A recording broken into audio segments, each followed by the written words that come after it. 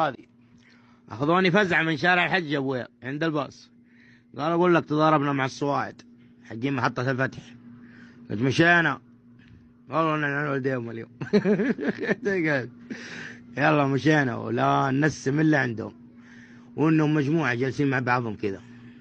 يا فلان هذول هم؟ قال ايوه هذول هم. في واحد عض لسانه زي كذا، قلت بس اللي عض لسانه ذا عندي. والله اني ما احسنت الاختيار.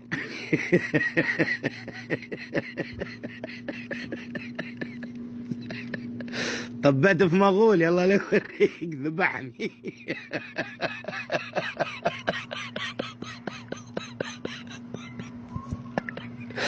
قلت له شخيت هيفكني.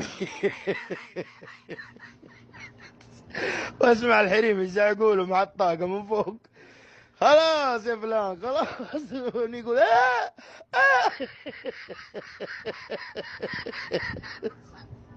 بس استفتحت ببني انا، بس شفت عض لسانه هذول المغوليز.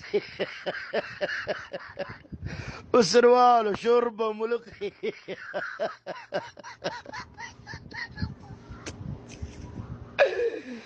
والله بس ما جاتني القوه الا دكاكين فدعك 200 اعطيتها منك. يمين ذبحني، سويت نفسي ابكي.